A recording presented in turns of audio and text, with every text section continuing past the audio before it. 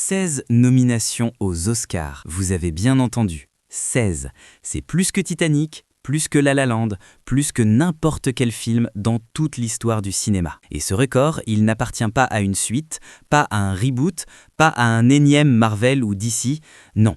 Il appartient à Sinners, un film original de Ryan Coogler. Mais attendez, parce que cette bombe nucléaire n'est que la partie émergée de l'iceberg de ce mois de janvier 2026, un mois qui restera gravé dans l'histoire du 7e art, comme celui où tout a basculé. Des légendes nous ont quittés, des records sont tombés, et le visage d'Hollywood a changé pour toujours. Installez-vous confortablement, parce qu'on va tout décortiquer ensemble. On commence par le plus difficile. Les adieux, parce que ce début d'année 2026, c'est aussi le crépuscule des dernières grandes figures de l'âge d'or du cinéma. Et la première, celle qui a bouleversé la France entière, c'est évidemment Brigitte Bardot. Décédée le 28 décembre 2025 des suites d'un cancer dans sa propriété de la Madrague, Bébé a eu droit à un hommage national absolument extraordinaire le 28 janvier dernier. Une messe publique à l'église Saint-Roch à Paris, et là, attention, moment de pure émotion, un frison noir prénommé Sirius est entré dans la nef de l'église.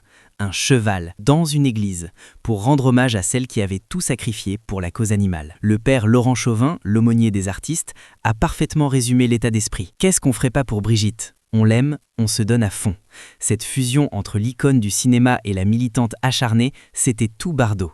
Une femme qui a transcendé son statut de sexe symbole pour devenir une force de la nature, une combattante. Et maintenant, elle n'est plus là. Mais ce n'est pas tout. Robert Redford nous a également quittés. À 89 ans, dans sa propriété de l'Utah, l'homme derrière Butch Cassidy et le Kid a tiré sa révérence. Mais attention, réduire Redford à ses rôles d'acteur, ce serait passer à côté de l'essentiel. Cet homme a littéralement construit le cinéma indépendant américain tel qu'on le connaît aujourd'hui. Sundance, c'est lui. Ce festival, cet institut, tout cet écosystème qui permet aux talents indépendants d'exister face aux mastodontes des studios, c'est son œuvre. Sans Redford, des cinéastes comme Quentin Tarantino, Steven Soderbergh ou les frères Cohen n'auraient peut-être jamais eu leur chance.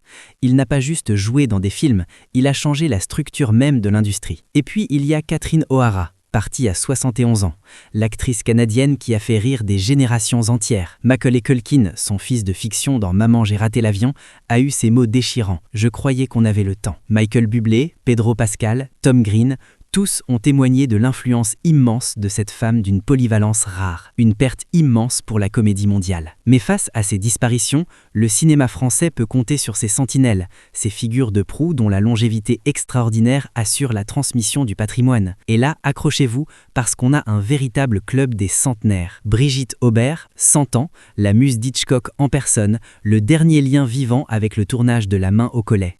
Judith Magre, 99 ans, la doyenne de la scène qui participe encore à des lectures de poésie. Lynn Renaud, 97 ans, peut-être en fauteuil roulant mais toujours aussi impliquée dans ses combats pour le SIDAction et la fin de vie digne. Leslie Caron, 94 ans, l'union parfaite entre la rigueur française et le glamour hollywoodien. Marthe Villalonga, 93 ans, avec son tempérament volcanique qui en fait la mère universelle du cinéma français. Pierre Richard, 91 ans, toujours actif, notamment dans Astérix, prouvant que le rire est le meilleur moteur de jeunesse. Et Claude Lelouch, 88 ans, qui répète inlassablement que son prochain film sera toujours le meilleur de sa vie. Ces légendes vivantes sont nos trésors nationaux, et chaque jour qu'elles nous offrent est un cadeau. Maintenant, parlons de ce qui fait vibrer toute l'industrie en ce moment, la course aux Oscars. Et là, on revient à cette bombe dont je vous parlais au début.